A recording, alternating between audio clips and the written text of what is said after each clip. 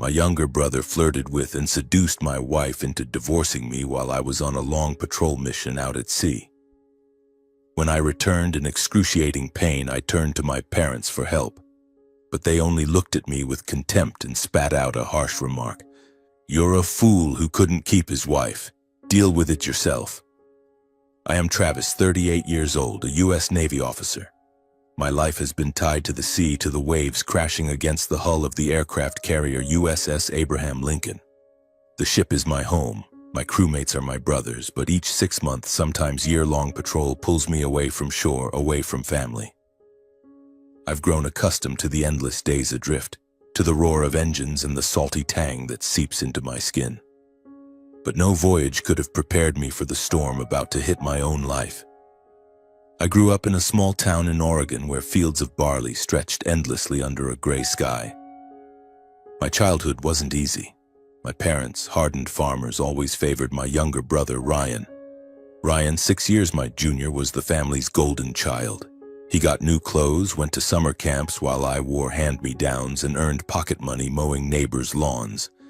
I didn't resent my parents, I just quietly pushed forward.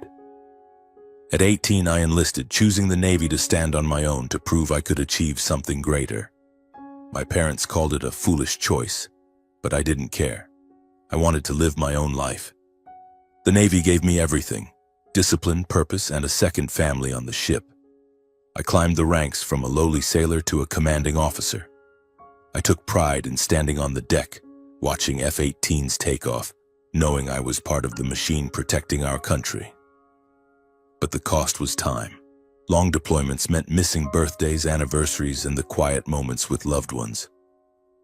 I thought I could endure it as long as I had a place to return to. That place was Lily, my wife.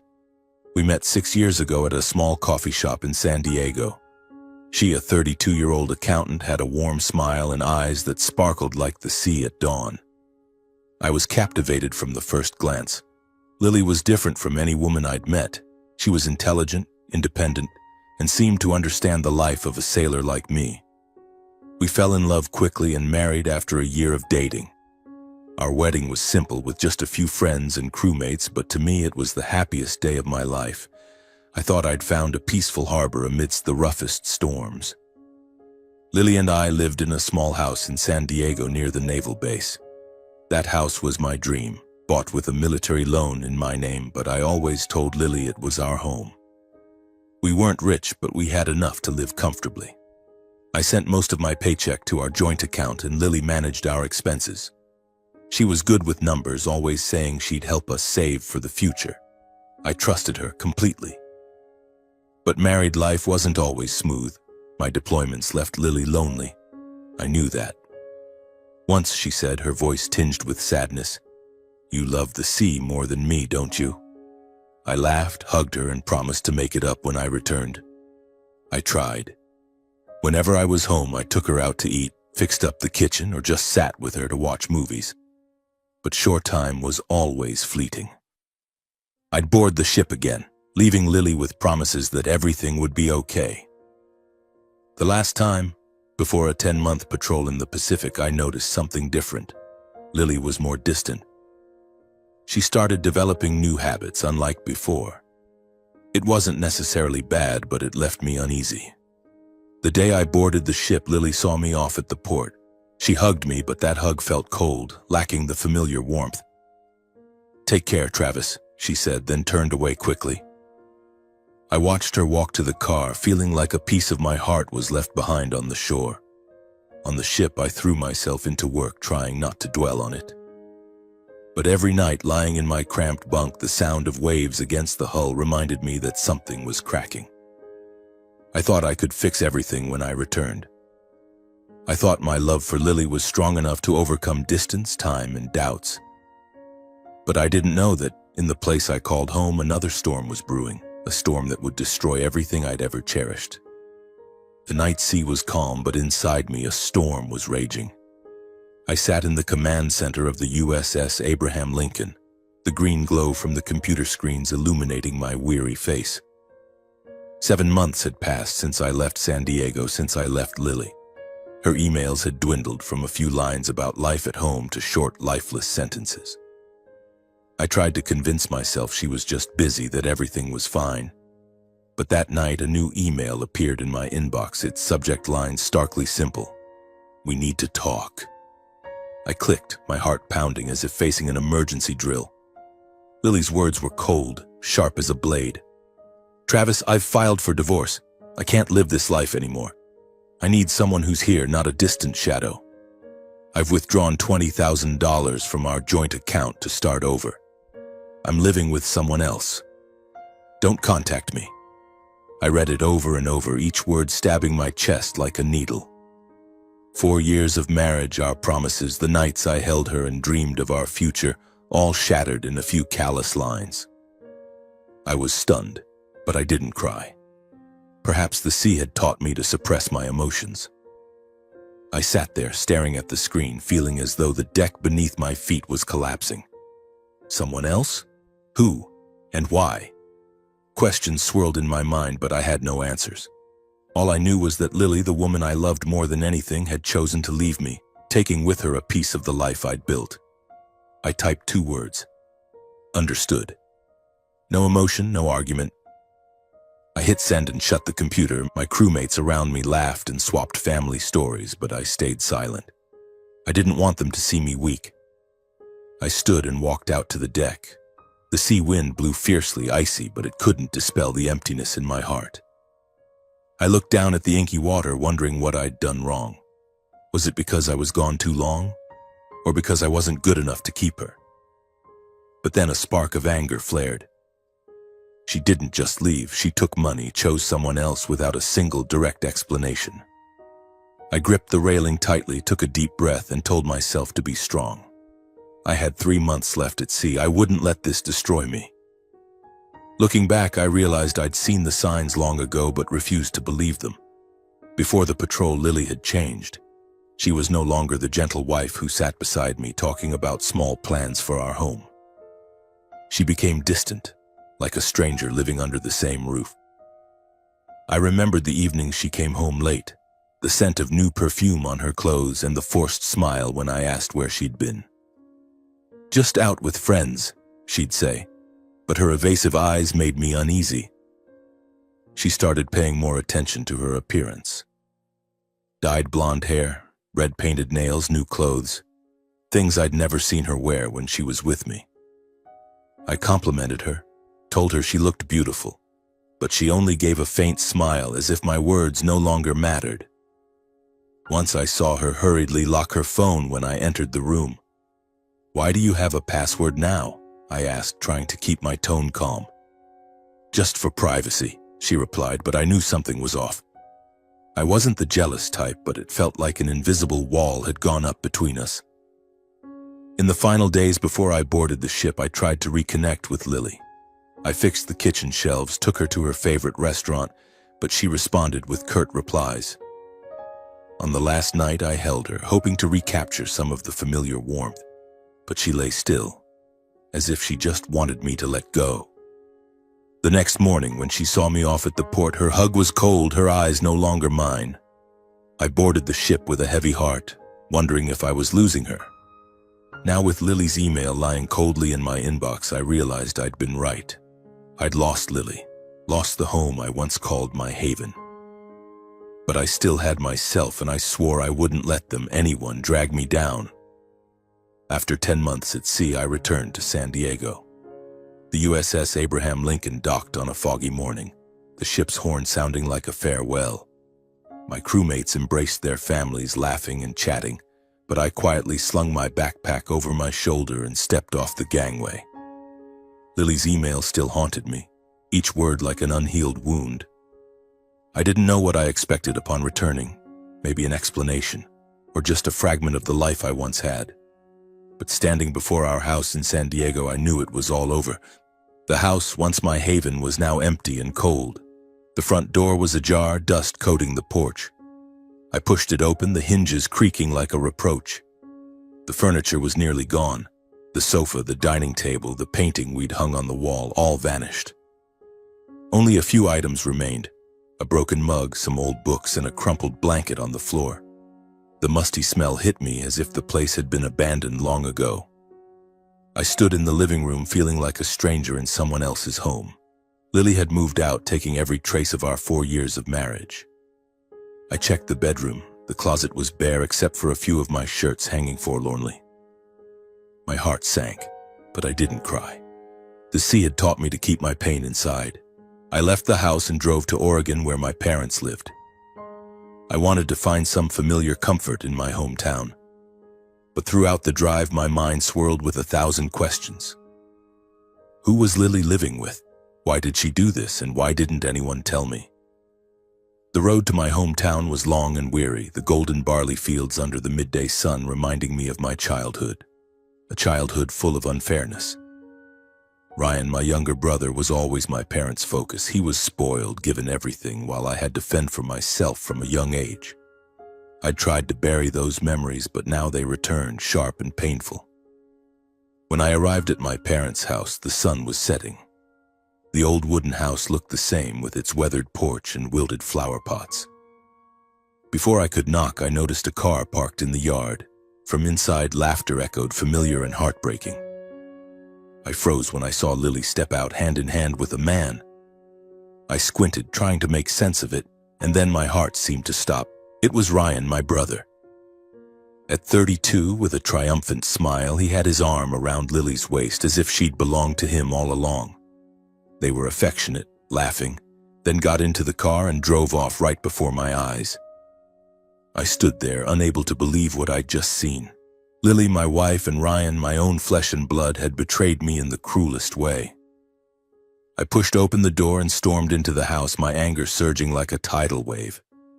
My parents were in the living room, Dad reading a newspaper, Mom knitting. They looked up, momentarily surprised to see me, but there was no warmth in their eyes. "Travis, why didn't you tell us you were coming?" Mom asked, her tone indifferent. I didn't mince words. "Lily and Ryan, you knew about this, didn't you? Why didn't anyone tell me?" My voice trembled, not from sadness, but from rage. Dad folded his paper and sighed. "It's done, Travis. Who can you blame? Lily needed someone by her side, not a man who's always at sea." His words hit me like a slap. I looked at Mom, hoping for an explanation, but she only nodded in agreement. "Ryan's good to Lily. He cares for her, unlike you, always gone. You were foolish, couldn't keep your wife, and now you've lost her. You deserve it." I was stunned. My parents, the family I trusted, were siding with Ryan, defending him as if I were the one at fault. "Ryan's my brother," I said through gritted teeth. "He stole my wife, and you call that right?" Dad smirked, his voice dripping with contempt. "You're a Navy officer who's good for nothing, a failure in your own family. Don't blame Ryan." I stood there, feeling another knife twist in my chest. From childhood, my parents had favored Ryan. They bought him a car when he didn't even have a steady job, while I took out loans for college. I sent money home every month, but they used most of it to support Ryan. I'd thought family bonds would overcome everything, but now I realized I was just an outsider in this family. "What did I do to make you treat me like this?" I asked, my voice hoarse. Mom looked at me, devoid of emotion. "You chose your path, Travis. Don't expect anyone to pity you." I left their house without another word. Outside, the sunset blazed red like blood, but inside me there was only darkness. Lily, Ryan, my parents, all the people I loved most had turned their backs on me. I got in my car, determined to get answers. I sped toward Ryan's apartment, about 30 minutes away. I didn't know what I'd do when I faced him and Lily, but I needed to confront the truth, no matter how painful. The streets of Oregon stretched before me, as hazy as my mind. An empty house, a broken family. I had nothing left to hold on to. But amidst the pain, a thought sparked. I wouldn't let them destroy me. I am Travis, a sailor, and I will rise again, even if I have to start from scratch. The road to Ryan's apartment wound through fields of wilted golden barley. The sunset fading, giving way to darkness. I pressed the gas pedal, the roar of the engine drowning out the chaotic thoughts in my mind. But memories like waves kept surging, pulling me back to my childhood, a time when I was always the outsider in my own family. I remembered the days when Ryan and I played in the fields behind our house. I, a scrawny kid, always gave Ryan everything. The new bike, the bigger slice of cake, even our parents' praise. Ryan was the center of all attention. He had a radiant smile, a carefree personality, and it seemed my parents only had eyes for him. "Ryan's so smart," Mom would say, even though he only got average grades in school. Meanwhile, I buried myself in studies, worked odd jobs to buy books, but rarely got a glance from my parents. "Travis, you have to fend for yourself," Dad would say, as if I weren't his son. Once when I was 15, I saved up for a whole year to buy a used bicycle. I was so proud riding it around town, feeling like I'd conquered the world. But just a few months later, my parents bought Ryan a brand new shiny bike, even though he never worked for it. I asked Mom why, and she just shrugged. "Ryan needs encouragement." I swallowed the bitterness, telling myself I didn't need fairness, just more effort. But deep down, I knew it wasn't right. When I enlisted in the Navy at 18, my parents called it a foolish choice. "The Navy? You'll suffer your whole life," Dad said, his voice heavy with disappointment. Meanwhile, Ryan, only 12 at the time, was praised just for playing basketball. I left my hometown with a backpack and a few bucks, without a single word of encouragement from my family. In the years that followed, I sent money home, hoping to help my parents get by. But then I found out they used most of it to support Ryan, buying him clothes, paying his rent, even getting him a car when he was jobless. I called to ask, and Mom only said, "Ryan needs more help than you." I stayed silent, but my heart cracked. Those memories I'd tried to bury deep. I thought that as adults things would change, that Ryan and I could be real brothers, that my parents would look at me with pride. But now, knowing Ryan stole Lily, hearing my parents defend him, I realized I'd been lying to myself. My family was never a place where I belonged. Ryan didn't just take my love, he took the years I sacrificed, the dreams I'd built. The streetlights began to flicker on, and Ryan's apartment was near. I gripped the steering wheel, trying to rein in my anger. I didn't know what I'd say when I faced him and Lily. Maybe I just needed to look into their eyes to see clearly how they'd betrayed me. Or maybe I just wanted to prove that I was still standing even after they tried to trample me. Ryan's apartment sat at the end of a narrow street, a low-rise building with peeling white paint. I parked the car, turned off the engine, but didn't rush to get out. The Oregon night was freezing, my breath fogging up the windshield. I looked up at the third-floor window where a warm yellow light spilled out, as if it belonged to a cozy world I no longer fit into. In my mind, the image of Lily and Ryan hand in hand outside my parents' house still burned, like a wound that wouldn't stop bleeding. I took a deep breath, telling myself I needed to do this, not to argue, but to face the betrayal head-on and move forward. I am Travis, a sailor, and I don't run away. I knocked on the door, the sound echoing sharply in the quiet hallway. After a moment, the door opened, and there stood Lily. She wore a loose sweater, her blonde hair tied back loosely, but her eyes were no longer those of the wife I once loved. They were cold, tinged with surprise and irritation. "Travis, what are you doing here?" Her voice trembled slightly, but not with remorse. I didn't answer right away, just looked at her, searching for any trace of the woman who promised to wait for me after every voyage. But she was gone, replaced by a stranger. Ryan appeared behind her, holding a beer bottle, a smirk on his face as if I were a joke. "Big brother, long time no see," he said, his tone dripping with provocation. I clenched my fists, suppressing the anger rising within me. "We need to talk," I said, my voice low but firm. Lily crossed her arms, looking at me as if I were an intruder. "Talk about what? It's all clear, Travis." I stepped inside without waiting for an invitation. The apartment was small, cluttered, reeking of beer and cheap perfume. This was the place Lily chose to leave me, to leave us. "You couldn't keep me, could you?" Lily spoke first, her voice sharp as a blade. "You were always on that ship, leaving me alone. Ryan was here, he understands me, cares for me. What do you even know about me anymore?" Her words hit me like a slap. I wanted to yell that I'd sacrificed everything, sleepless nights at sea, sending money home so she could live comfortably, dreams I put on hold for her. But I just stood there, staring at her, feeling my heart crack further. "And that's your excuse for sleeping with my brother?" I asked, my voice hoarse. Lily smirked without a hint of regret. "You're useless, Travis. You don't deserve me." Ryan laughed loudly, stepping beside Lily and wrapping an arm around her waist. "Give it up, bro. You lost. Lily's happy with me. Go back to your ship and leave us alone." I looked at him, the brother I'd always let have his way, the one I'd protected. Ryan with a face so like mine, but eyes full of resentment. I remembered how he always tried to outdo me, from small things like who could run faster to bragging to our parents about his trivial achievements.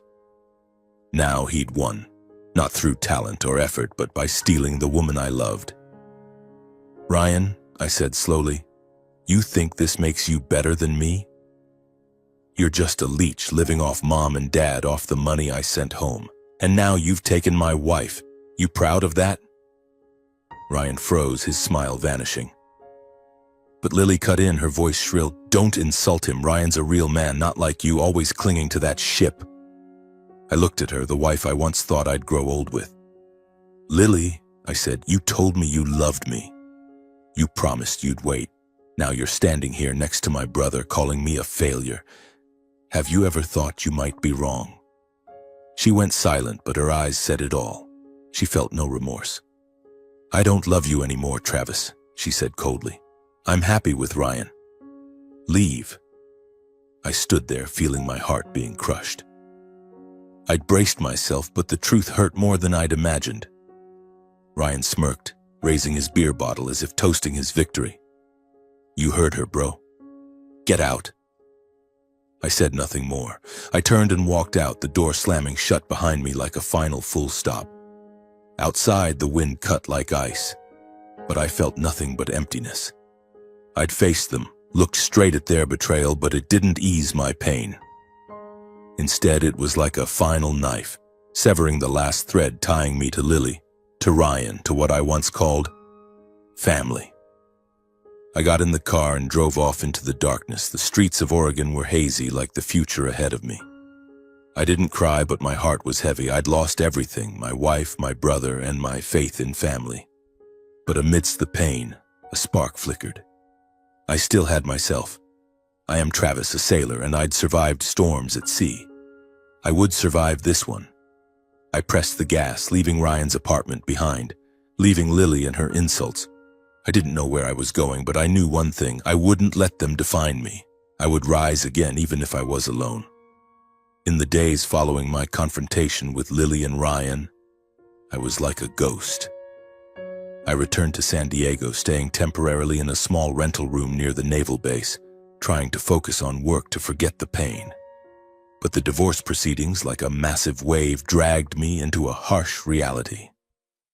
I sat in the lawyer's office, facing stacks of papers filled with words and numbers, feeling as though I were signing the death certificate of our 4-year marriage. Through her lawyer, Lily demanded an equal split of our assets. The house in San Diego, which I'd bought with a military loan and put in my name, was irrelevant under California law.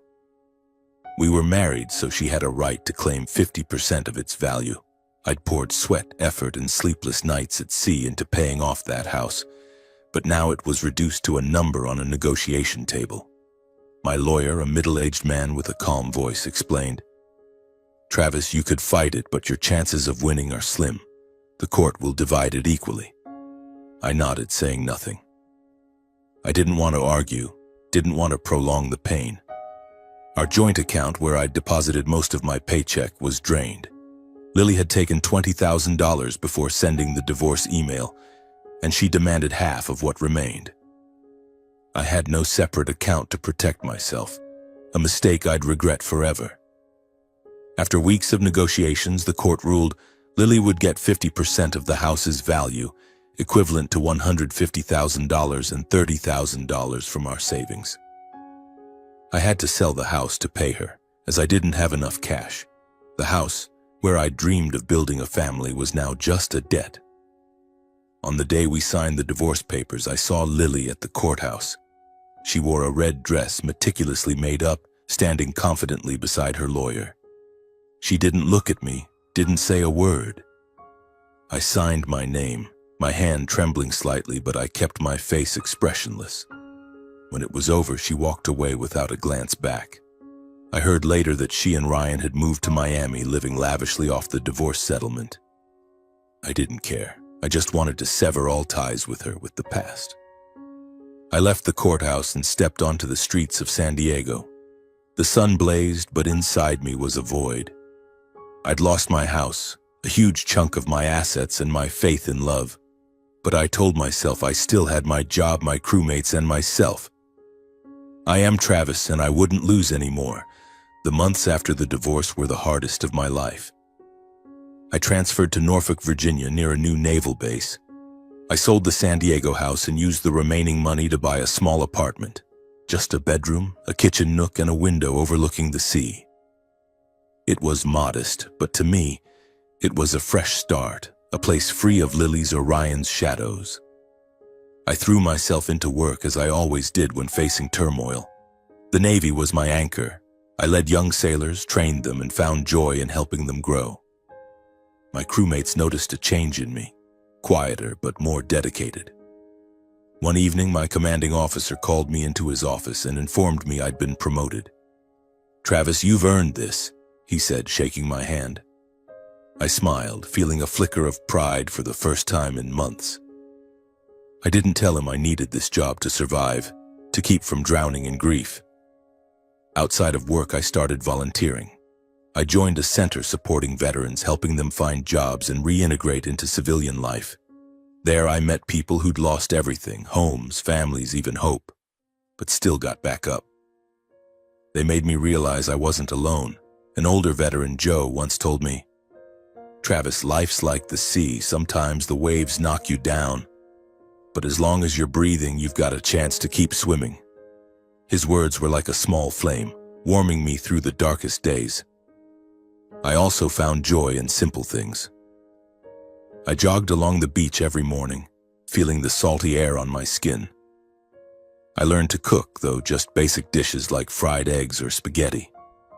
I made friends with a few neighbors, an elderly couple who loved telling stories and a young sailor who often asked me about the Navy. My life no longer held traces of Lily, Ryan, or my parents, but it was lighter, like the sea after a storm. One major decision I made was to stop all financial support from my parents.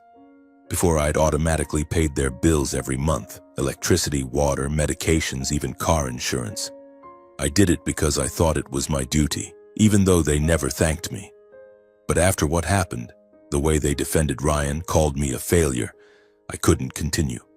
I canceled the payments, locked the linked accounts, and cut off all support. Not long after, my mom called, her voice frantic. "Travis, why aren't the bills paid? We're behind on electricity and your dad's meds are running out. Help us, please." I gripped the phone, recalling their insults.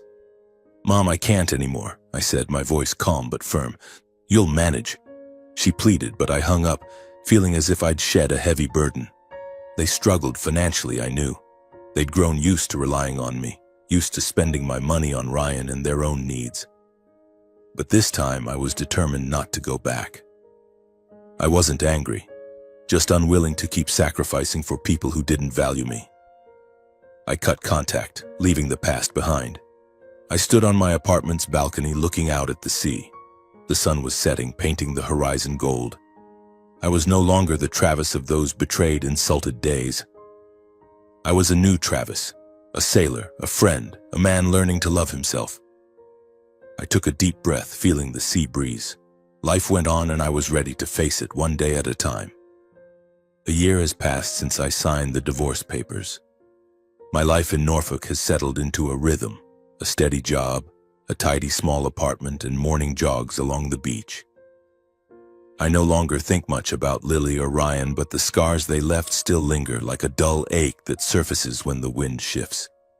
I've learned to live with it, learned not to let the past drag me down. But one evening, as I returned from the Veterans Center, my phone buzzed. A message from an unknown number. Travis, it's Lily. Can we talk, please? I sank into a chair, staring at the screen. My heart raced, not from emotion, but from shock. I deleted her number, erased the memories of her, but Lily's voice seemed to echo from the past. Attached to the message was a photo. Lily, her hair disheveled, her face gaunt, dark circles under her eyes. On her arm, vivid bruises stood out like marks from a beating. I looked at the photo, feeling as if someone were choking me. Not because I still loved her, but because I never expected her to end up like this. I hesitated, then texted back, "Go ahead." The phone buzzed instantly. She was calling. I took a deep breath and answered. "Travis." Lily's voice was frail, a far cry from the confidence she'd shown standing beside Ryan. "I'm sorry, I was wrong. I want to come back." I stayed silent, letting her continue. Her voice choked with sobs. She explained that life with Ryan had been a mistake. Ryan was an alcoholic, often drunk and abusive, leaving bruises like the ones in the photo. He'd squandered the divorce settlement on gambling and partying. They'd been evicted from their Miami apartment and were now crammed into a rundown motel room. "I realize you were good, Travis," she said. "I regret leaving you. Please give me another chance." I listened but felt nothing but emptiness. The woman who'd called me useless and who'd chosen my brother over me was now begging to return with a haggard face and bruises. I remembered the nights she and Ryan mocked me, her cold stare in the courthouse. "Lily," I said calmly, "you chose your path. I'm no longer your harbor." She cried, pleaded, said she had no one else, but I hung up without responding further. I looked out the window at the sea, shimmering under the moonlight. Strangely, I wasn't angry or hurt. I just felt relieved, as if I'd finally closed a door that had been open too long. Sometime later, I got news from Uncle John, my father's brother. He told me my parents were struggling financially since I'd stopped supporting them. They'd sold land to pay debts and moved to a smaller house, but no one reached out to me. Ryan and Lily, from what I heard, were still mired in misery. He was addicted. She was scraping by with odd jobs. Part of me once wanted them to pay, but now I only felt pity. They'd chosen their paths, and I no longer held any resentment. My life in Norfolk grew more meaningful. I was promoted again, becoming one of the most respected officers. Work kept me busy, but I found joy in mentoring young sailors, helping them navigate challenges I'd once faced. I continued volunteering at the Veterans Center, where I not only helped others but also healed myself. New friends, from Joe with his war stories to the neighbor who brought over homemade cookies, became my new family. I also started opening up more. I wasn't rushing to fall in love, but I was no longer afraid of it. I learned to value myself, to understand that my worth didn't lie in those who'd abandoned me. Every morning, jogging along the beach, I felt a sense of freedom. The sea was still there, powerful and unchanging, like me now.